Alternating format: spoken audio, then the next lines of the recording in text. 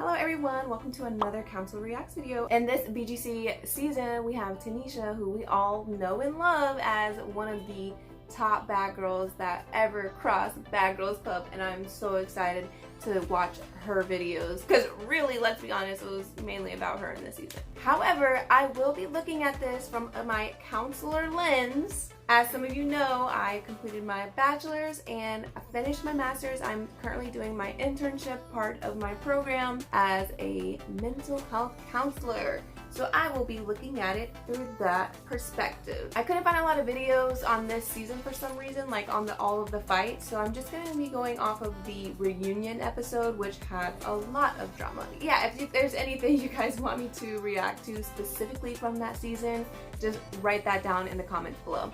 All right, let's get started. I feel like I'm watching a movie. This is not happening. This is not real.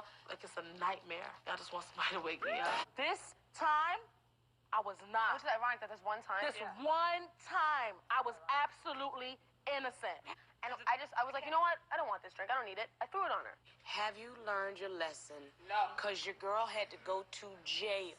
I'm talking to the po-po. Or do you still let your anger get the best of you? I just don't care. You never thought that maybe I don't want this. I don't need this drink. Maybe I'll put it on the table. You thought throwing it was a much better option.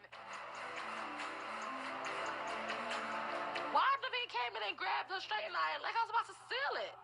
Okay, so right now I'm gonna say that this presenter, the host, she's doing a really good job. She's almost sounding like an actual counselor, asking open-ended questions, but also asking confrontations and stuff like that. So, love seeing that.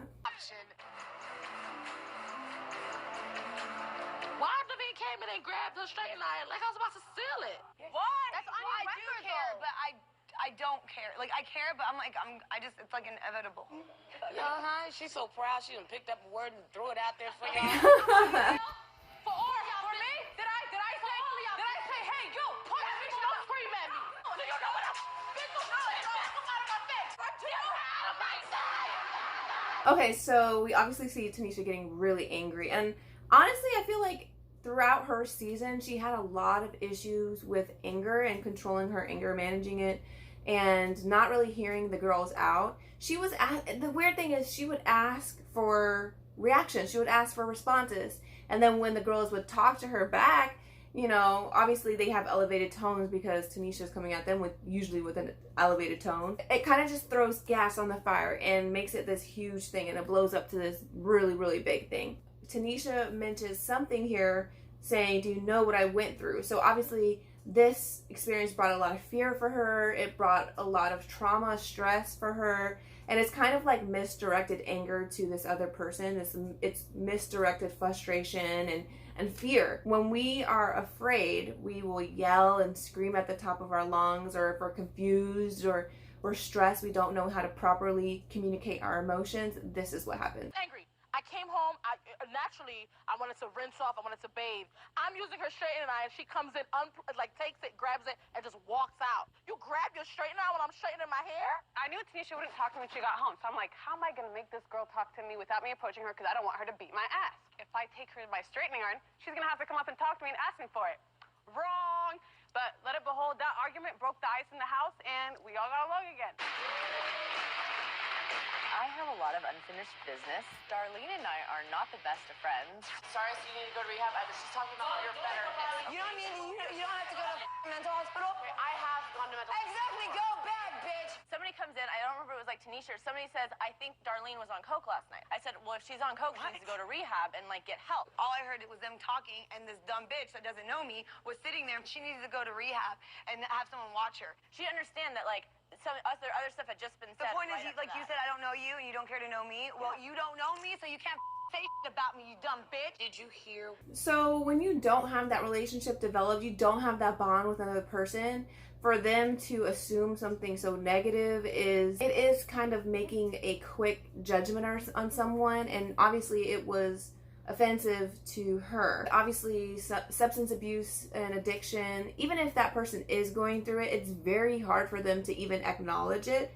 You know, just even acknowledge that they have a condition or a disease or something that is literally making them crave substances over and over and over is very hard. That's the first step into recovery, actually, is accepting that you actually have an issue. But if you get unsolicited advice from especially someone you don't really know that well, it can be very offensive and cause a lot of frustration and anger. They're gonna think you're talking shit about them. So that's exactly what happened.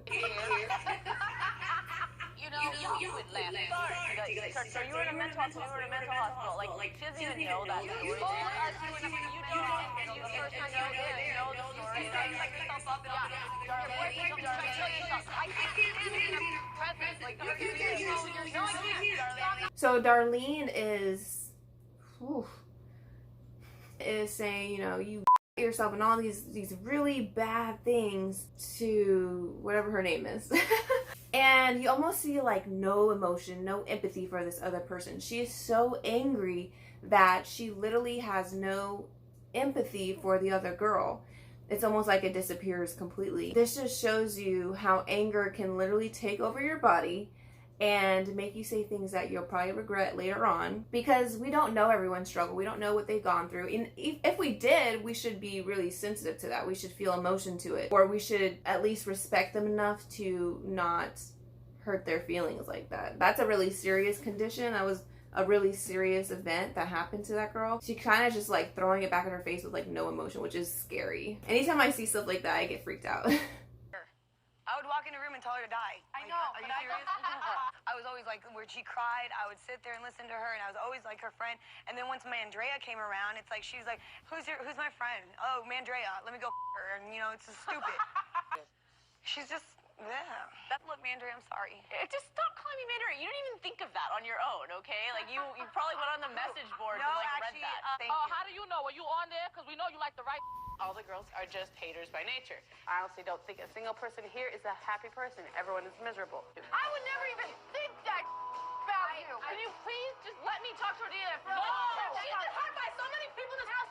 Leave her the alone. If she was your true friend, she could have came up to you and been like, hey, look, instead of drinking with you and trying to do threesomes, I'm going to help you not drink and not drink with you. There are my friends, my enemies, my advisors. They are my everything in one. Yeah, you know what it sounds like? It sounds like the popular girls' table in the lunchroom.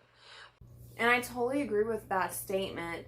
It sounds like very counselor mode there. Some of the girls are hating on the other girls for no reason, almost because of jealousy. You know, she even asked her, like, why don't you like, what about me don't you like? And she's like, oh, she's just meh. But that doesn't really explain what specific things that person has done or what they did that made you feel a certain way. When people don't have like an excuse or reason or any point to really fall on, it makes me feel as though they are jealous. A lot of times, females especially, if they're jealous of another woman, usually it's like an immediate response. They'll say things like, oh, I knew right away I didn't like her, which is really odd. How do you know right away that you don't like someone? Or they say they have a gut feeling they don't like this person. But that's rarely the case. People's body language, the things that they say and the things that they do, give you the gut feeling of why you don't like them. You watch them and you see them interact with other people, and maybe you don't like how they interact with others.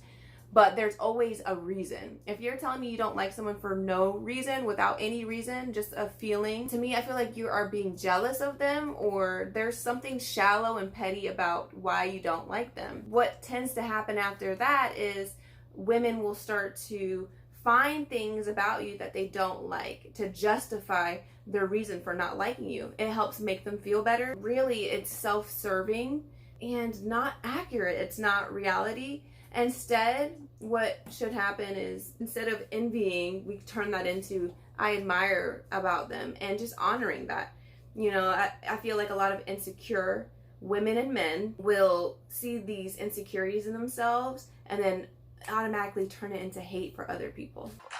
I could care less about seeing lyrics, busted ass. She's like a virus, a bacteria. It just won't go away. Oh, she looks so different. Oh, her hair looks better. Oh, she was speaking? I have it. Ooh, Tanisha, do I hear? Oh, please. Okay? You a cheeseburger away from obese. And you're a grasshopper, look bitch. very You good. look, I you're look a grasshopper very good. stick, You're bitch. a hater. Okay? That's So all I have fall to back say to like, you. whoa, bitch, because you can never do it like me. You talk about I'm a cheeseburger away from being obese. Boo, I am fabulous. I am famous.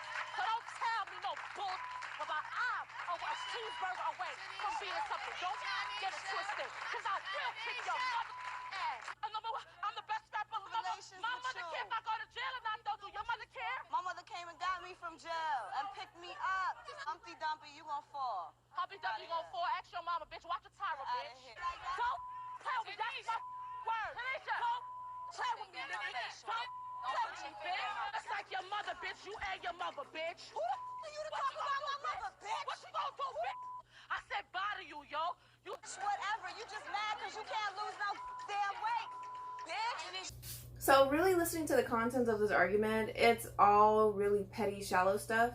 And they're really just trying to bring up each other's triggers and insecurities. So they're really at the heat and the heart of the argument. Because I feel like when you're in an argument and it's about something that is tangible, something that you can point out specifically, like you did this, instead of just name calling and stuff, at that point I feel like it's too late. You've already like passed the point of rationalization, you passed the point of reasoning, and so now they're just going for low blows and trying to hurt each other. Talk to me like that. You asked me nicely and I'll do it. ask you nicely. Well, then you don't talk to me like You that. messed it up. I messed what up? You put the pepper in the juice. I told you that I did that. So what? So buy the back. No.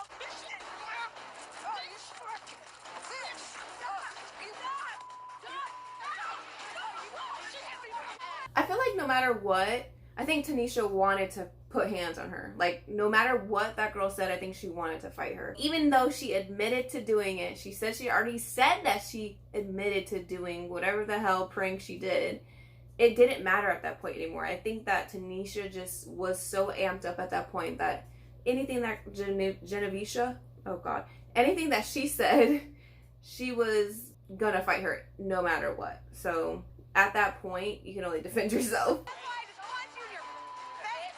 Look at your fusion. Right here. No, it wasn't even a fight. Number one, no, it wasn't. It wasn't. No, I don't know what you call I'm winning a talking, fight, but thank I you. wasn't down. I don't It give was two- like, I'm not listening to your raggedy ass. Did that fight really start over juice? It did. It did. Unfortunately, it did. She was too broke to buy another one. Yeah, I did buy She's juice. still too broke to buy Yeah, that. she's still. You can tell by the way she dressed. Very. Now, if she hasn't shut her foghorn, Those two little dirty ass bitches. We didn't shove a sponge in our vagina like you did. Why I the fuck didn't are shove you my ass like you If did. I gave you a cup, people put change in it right now. Yeah. Look like you're a If it was, no, if he it knew what really, was going on. He's not dumb. You're just Yeah. a dirty, sloppy slut. Right there. Oh, yeah, baby. Look at how ugly she looks. As you can see right here in the top right, her titties sag because she tucks them in her ankles. They're so saggy. Cordelia sucks. Alright you guys, that was it for season 2.